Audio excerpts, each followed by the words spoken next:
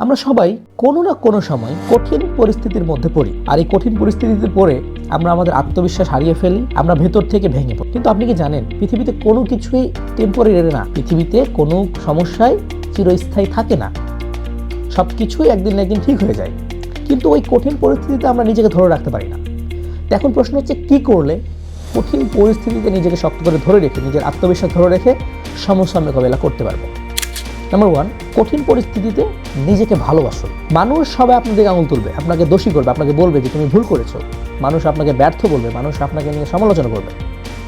ওই সময় যদি আপনি নিজেকে ভালো না বাসেন, নিজেকে শ্রদ্ধা না করেন, তাহলে আপনি মানুষের কথা ম্যানিপুলেট হয়ে নিজেকে দোষী সাব্যস্ত করবেন, নিজে ভাববেন যে আমি মনে হয় দোষী। এবং যখন একবার আপনার মাইন্ড নিজেকে দোষী ভেবে নিবে, তখন পরবর্তীতে সঠিক কাজটা আপনার কাছে ভুল মনে হবে। এই জন্য নিজেকে ভালোবাসুন। আপনি নিজেকে বলুন যে আমি একটা ভুল কাজ করেছি, মানে এই না যে বাকি জীবনটাই বৃথা। ভুল হতে পারে, আমি অতীতে এই কাজটা করেছি, মানুষের উপকার করেছি, অর্থাৎ অতীতে যে কাজগুলো করেছেন সেগুলো মনে করে নিজেকে ভালোবাসুন, নিজেকে শ্রদ্ধা করুন। সেকেন্ড, অতীতের সাফল্য মনে রাখুন। দেখুন, আমরা জীবনে প্রত্যেকে কোনো না কোনো জায়গায় সফল হই। হতে পারে স্কুল লাইফে আপনি দৌড় প্রতিযোগিতায় কোনোদিন সফল হয়েছেন, হতে পারে কোনো একটা মানুষকে, অসহায় মানুষকে আপনি সাহায্য করেছেন, হতে পারে কোনো একটা বিপদগামী মানুষকে আপনি হেল্প করেছেন, হতে পারে অতীতে কোনো কিছু কঠিন পরিস্থিতি পার হয়ে আপনি সঠিক পরিস্থিতিতে এসেছেন বা পরিস্থিতি মোকাবেলা করতে পেরেছেন। আপনার অতীতে যদি কোনো অর্জন থাকে, সেই অর্জনটাকে মনে করুন এবং বলুন যে আজকে আমার খারাপ পরিস্থিতি সত্যি কী হয়েছে, কালকেও তো আমার সাথে খারাপ হয়েছিল, আমি তো সেটা কাটিয়ে এসেছি, কালকেও অমুক দিন আমার জীবনে দুঃখ কষ্ট আসছিল, ওটার তো সমাধান হয়ে গেছে, এর মানে আজকেরটাও সমাধান হবে। অর্থাৎ আপনি যখন অতীতের ভালো একটা কথা মনে রাখবেন যে অতীতে আপনার সাথে কী হয়েছিল এবং কীভাবে সেটা সমাধান হয়েছে, তাহলে আপনি আজকেও সেই সমস্যা সমাধান করে কাটিয়ে উঠতে পারবেন। 3 নাম্বার, আপনার সমস্যাকে ছোট ছোট অংশে ভাগ করে সমাধান করুন। আমাদের জীবনে বড় কোনো সমস্যা না আসলে আমরা কঠিন পরিস্থিতিতে পড়ি না। তো আপনার সমস্যা যদি অনেক বড় হয়, একবারে সেই সমস্যা সমাধান করতে চাইবেন না, সেই সমস্যাটাকে ছোট ছোট অংশে ভাগ করবেন।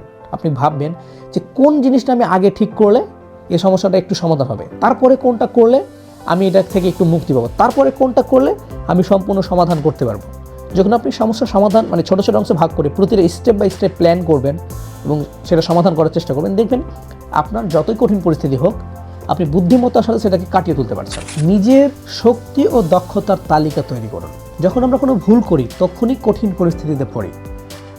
আর কঠিন পরিস্থিতিতে পড়ে যখন আপনি আপনার শক্তিটাকে চিনতে পারবেন, আপনি কোন বিষয়গুলোতে দক্ষ সেই বিষয়টা জানতে পারবেন, তখন সেই চিন্তাটা, অর্থাৎ আপনার যে নেগেটিভ চিন্তাটা, আপনার ভেতর যে ভেঙে যাওয়াটা, আপনি সেটাকে জোড়া লাগাতে পারবেন এই বলে যে আরে আমি তো এই কাজটা ভালো পারি, আরে এই জিনিসটা তো আমার মধ্যে আছে, তাহলে আমি নিজে কতটা অসহায় ভাবছি কেন, আমি চাইলে তো আমার এই দক্ষতা ব্যবহার করে সামনে এগিয়ে যেতে পারবো। অর্থাৎ যখন কঠিন পরিস্থিতিতে আপনি আপনার শক্তির কথা চিন্তা করবেন, আপনি আপনার দক্ষতার কথা চিন্তা করবেন, তখন বিভিন্ন বিপদ কাটিয়ে উঠতে বা বিপদের মধ্যেও আপনার আত্মবিশ্বাসটা অটুট থাকবে। আর যখন আপনার আত্মবিশ্বাস অটুট থাকবে, তখন আপনি অটোমেটিক্যালি যে কোনো বিপদ কাটিয়ে উঠতে পারবেন। 5 নাম্বার, জ্ঞান এবং দক্ষতা বৃদ্ধিতে মনোযোগ দেব। দেখুন যে জ্ঞানটা হচ্ছে শক্তি। যখন আপনি বিপদে পড়বেন, যদি কেউ আপনার পাশে না দাঁড়ায়, তখন দাঁড়াবে আপনার শিক্ষা, আপনার জ্ঞান। যদি আপনি জ্ঞানী মানুষ হন, বুদ্ধিমান মানুষ হন, তখন আপনি যে কোনো বিষয় নিয়ে, যে কোনো ঘটনা নিয়ে চিন্তা করতে পারবেন। আর যারা কোনো বিষয় নিয়ে, ঘটনা নিয়ে চিন্তা করতে পারে, চিন্তাশীল মানুষ, তারা সেই ঘটনার যে মূল বিষয় সেটাকে খুঁজে পায় এবং সেটাকে কীভাবে কাটিয়ে উঠতে পারে সেটাও সে ভেবে নিতে পারে। এই জন্য যত বেশি শিখবেন, যত বেশি দক্ষ হবেন, যত বেশি অভিজ্ঞ হবেন, আপনি তত বেশি লাইফে এগিয়ে যাবেন। অর্থাৎ আপনার লাইফটা ভীষণটা ক্লিয়ার হয়ে যাবে। আপনি বিপদে পড়বেন, আপনার লাইফে বিপদ আসবে, আপনার জীবনে কঠিন সময় আসবে, কিন্তু সেই কঠিন সময়গুলোকে আপনি কাটিয়ে তুলতে পারবেন শুধুমাত্র জ্ঞান অভিজ্ঞতার কারণে, দক্ষতার কারণে। তাই ফালতু ফোন স্ক্রলিং না করে ফ্রি সময় পেলে নতুন নতুন জ্ঞান অর্জন করার চেষ্টা করুন, নতুন দক্ষতা অর্জন করার চেষ্টা করুন। এই জিনিসটা আপনাকে সব ক্ষেত্রে এগিয়ে রাখবে। শারীরিকভাবে সক্রিয় ও সুস্থ থাকুন।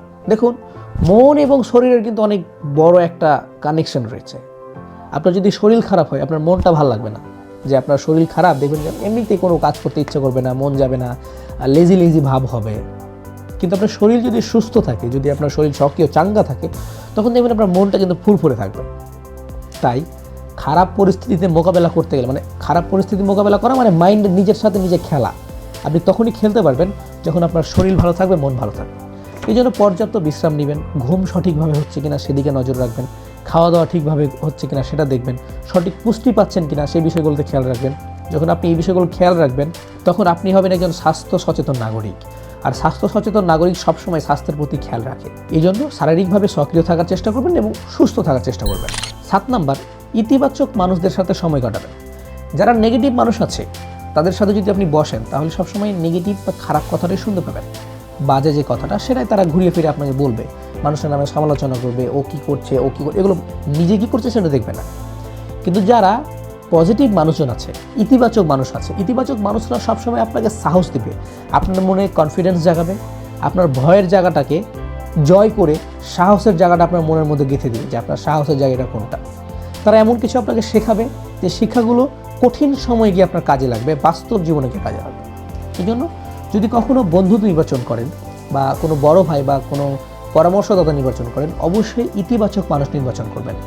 উঠা বসা চলাফেরা করবেন ইতিবাচক মানুষদের সাথে, তাহলে আপনার চিন্তাধারাটাও ইতিবাচকে পরিণত হবে। যে কোনো ঘটনা ঘটার আগে একটা নেগেটিভ দিক থাকে, একটা পজিটিভ দিক থাকে। যারা খারাপ মাইন্ডে চলাফেরা করে তারা সবসময় খারাপ জিনিসটা দেখতে পায়, আর যারা ইতিবাচক মানুষের সাথে চলাফেরা করে, যাদের চিন্তাধারাটা ইতিবাচক, তারা প্রতিটা ঘটনার ভালো জিনিসটা দেখতে পায়। এই জন্য চেষ্টা করবেন আপনার ফ্রেন্ড সার্কেলের মধ্যে যেন ইতিবাচক লোকজন বেশি থাকে। আশাবাদী চিন্তা ভাবনা করবেন। পৃথিবীতে স্বপ্ন, আশা এগুলো কিন্তু বাঁচিয়ে রাখে।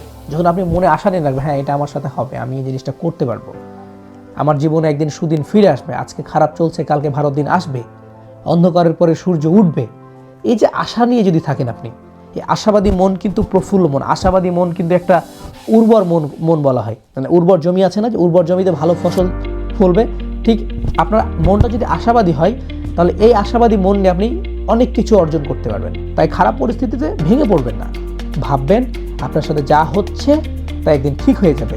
এই যে ঠিক হয়ে যাবে এই আশাটা যখন আপনি রাখবেন, তাহলে দেখবেন অ্যাকচুয়ালি আপনার সমস্যাগুলো আস্তে আস্তে ঠিক হয়ে যাচ্ছে।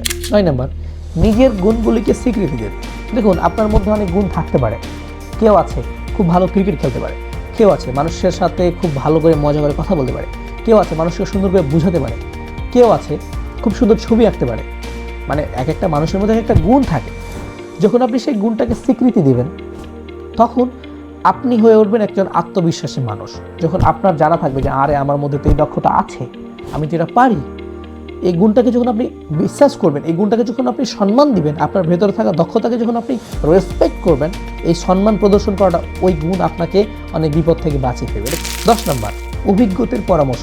আপনার বয়স 20 বছর, 20 বছর বয়সে আপনি যে ভুলটা করছেন বা যে খারাপ পরিস্থিতির মধ্যে আছেন, একজন 40 বছর বয়সী অভিজ্ঞ মানুষ কিন্তু আপনার লেভেলে, মানে 20 বছর বয়সে ঠিক এই ভুলগুলো করেছে, অথবা এমন কোনো সমস্যার মধ্য থেকে তারাও গেছে। যখন আপনি সেই অভিজ্ঞ মানুষটাকে গিয়ে বলবেন যে আমি এখন এই অবস্থাতে আছি, আমার সাথে এই ঝামেলা হচ্ছে, আমি এই কঠিন পরিস্থিতির মধ্যে আছি, কি করলে আমি সমস্যা সমাধান করতে পারবো, তখন দেখবেন ওই অভিজ্ঞ মানুষরা আপনাকে এমন কিছু কথা বলবে, এমন কিছু পরামর্শ দিবে, যেগুলো আপনার লাইফে অ্যান্টিবায়োটিকের মতো কাজ করবে। মানে অন্য কোনো ওষুধ দিয়ে কাজ না করুক, কিন্তু অ্যান্টিবায়োটিক দিয়ে যেমন কাজ করে, তার সেই কথাটা বা তার সেই পরামর্শটাই আপনার জীবনে অনেক গুরুত্বপূর্ণ ভূমিকা রাখে। এই জন্য বিপদে পড়লে নিজেকে বুদ্ধিমান ভাববেন না, আপনার চাইতে বুদ্ধিমান আছে মানুষ, এটা বিশ্বাস করবেন এবং অভিজ্ঞ মানুষদের পরামর্শ চাইবেন। দেখবেন মানুষ কিন্তু, যখন আপনি মানুষের কাছে ছোট হয়ে পরামর্শ চাইতে যাবেন, মানুষকে সম্মান দিবেন, মানুষ ভালোবেসে হলেও আপনাকে সাহায্য করবে এবং আপনার যে বিপদ, সেই বিপদ থেকে কীভাবে বের করা যায় সেই সাজেস্ট করবে বা আপনাকে হেল্প করবে। এই জন্য আপনার আশেপাশে যে অভিজ্ঞ মানুষগুলো আছে সেগুলোকে অবশ্যই মেনে চলবেন, সম্মান দিয়ে চলবেন। দেখবেন এই জিনিসটা আপনার লাইফে অনেক গুরুত্বপূর্ণ ভূমিকা পালন করবে।